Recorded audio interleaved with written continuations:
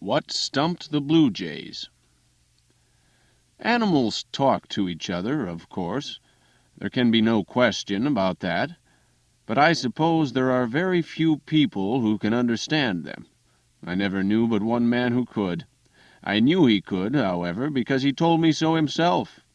He was a middle-aged, simple-hearted miner who had lived in a lonely corner of California among the woods and mountains a good many years, and had studied the ways of his only neighbors, the beasts and the birds, until he believed he could accurately translate any remark which they made. This was Jim Baker. According to Jim Baker, some animals have only a limited education, and use only very simple words, and scarcely ever a comparison or a flowery figure, whereas certain other animals have a large vocabulary, a fine command of language, and a ready and fluent delivery. Consequently, these latter talk a great deal. They like it. They are conscious of their talent, and they enjoy showing off. Baker said that after a long and careful observation he had come to the conclusion that the Bluejays were the best talkers he had found among birds and beasts. Said he, "There's more to a bluejay than any other creature.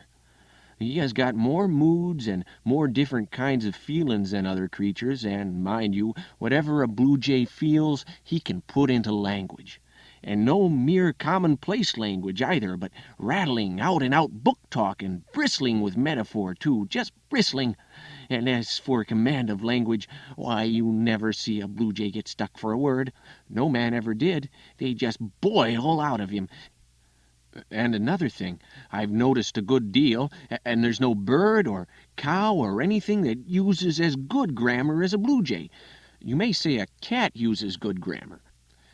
Well, a cat does, but you let a cat get excited once, you let a cat get to pulling fur with another cat on a shed nights, and you'll hear grammar that will give you the lockjaw. Ignorant people think it's the noise which fighting cats make that is so aggravating, but it ain't so. It's the sickening grammar they use. Now, I've never heard a jay use bad grammar but very seldom, and when they do, they are as ashamed as a human. They shut right down and leave. You may call a jay a bird. Well, so he is, in a measure, because he's got feathers on him and don't belong to no church, perhaps, but otherwise he's just as much a human as you be. And I'll tell you for why. A jay's gifts and instincts and feelings and interests cover the whole ground. A jay hasn't got any more principle than a congressman. A jay will lie, a jay will steal, a jay will deceive, a jay will betray, and 4 times out of 5 a jay will go back on his solemnest promise. The sacredness of an obligation is a thing which you can't cram into no bluejay's head. Now, on top of all this, there's another thing. A jay can outswear any gentleman in the mines. You think a cat can swear? Well, a cat can, but you give a bluejay a subject that calls for his reserved powers, and where is your cat? Don't talk to me. I know too much about this thing. And there's yet another thing. In the one little particular of scolding, just good clean out-and-out scolding, a bluejay can lay over anything, human or divine. Yes, sir, a jay is everything that a man is. A jay can cry, a jay can laugh, a jay can feel shame, a jay can reason and plan and discuss, a jay likes gossip and scandal, a jay has got a sense of humor, a jay knows when he is an ass just as well as you do, maybe better.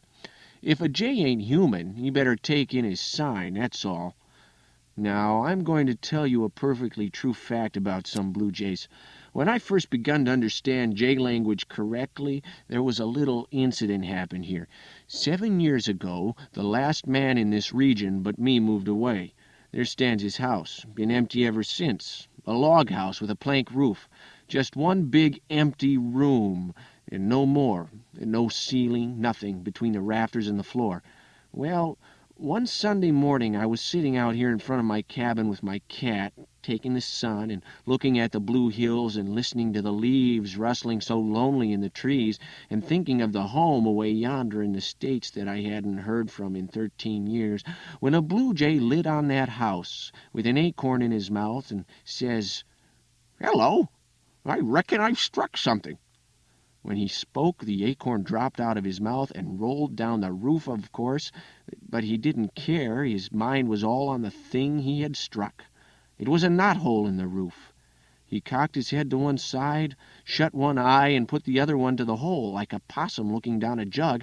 Then he glanced up with his bright eyes, gave a wink or two with his wings, which signifies gratification, you understand, and says, "It looks like a hole. It's located like a hole. Blamed if I don't believe it is a hole." Then he cocked his head down and took another look. He glances up perfectly joyful this time, winks his wings and his tail both, and says, "Oh, no, this ain't no fat thing, I reckon. If I ain't in luck, why, it's a perfectly elegant hole." So he flew down and got that acorn and fetched it up and dropped it in and was just tilting his head back with the heavenliest smile on his face when all of a sudden he was paralyzed into a listening attitude, and that smile faded gradually out of his countenance like breath off on a razor, and the queerest look of surprise took its place. Then he says, "Why, I didn't hear it fall." He cocked his eye at the hole again and took a long look, raised up and shook his head, stepped around to the other side of the hole and took another look from that side, shook his head again. He studied a while, then he just went into the details, walked around and round the hole and spied into it from every point of the compass. No use. He took a thinking attitude on the comb of the roof and scratched the back of his head with his right foot a minute, and finally says, "Well, it's too many for me, that's certain. Must be a mighty long hole. However, I ain't got no time to fool around here. I got to tend to business. I reckon it's all right. Chance it, anyway." So he flew off and fetched another acorn and dropped it in and tried to flirt his eye to the hole quick enough to see what become of it, but he was too late. He held his eye there as much as a minute, then he raised up and sighed and says, "Confound it, I don't seem to understand this thing no way. However, I'll tackle her again." He fetched another acorn and done his level best to see what become of it, but he couldn't. He says, "Well, I never struck no such hole as this before. I'm of the opinion it's a totally new kind of hole." Then he begun to get mad. He held in for a spell, walking up and down the comb of the roof and shaking his head and muttering to himself, but his feelings got the upper hand of him presently, and he broke loose and cussed himself black in the face. I never see a bird take on so about such a little thing.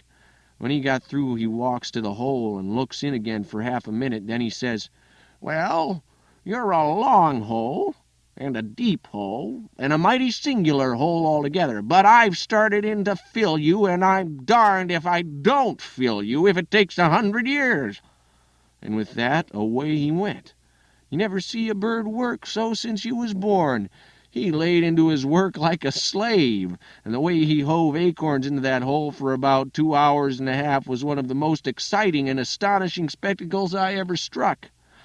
He never stopped to take a look any more. He just hove 'em in and went for more. Well, at last he could hardly flop his wings, he was so tuckered out. He comes a-drooping down once more, sweating like an ice pitcher, drops his acorn in and says, "Now I guess I've got the bulge on you by this time." So he bent down for a look. If you'll believe me, when his head came up again, he was just pale with rage. He says, "I've shoveled acorns enough in there to keep the family 30 years, and if I can see a sign of one of 'em, I wish I may land in a museum with a belly full of sawdust in 2 minutes." He just had strength enough to crawl up onto the comb and lean his back agin the chimney, and then he collected his impressions and begun to free his mind. I see in a second that what I had mistook for profanity in the mind was only just the rudiments, as you may say. Another jay was going by and heard him doing his devotions, and stops to inquire what was up. The sufferer told him the whole circumstance, and says, "Now yonder's the hole, and if you don't believe me, go and look for yourself."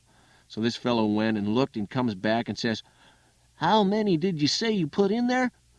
"Not any less than 2 tons," says the sufferer. The other jay went and looked again.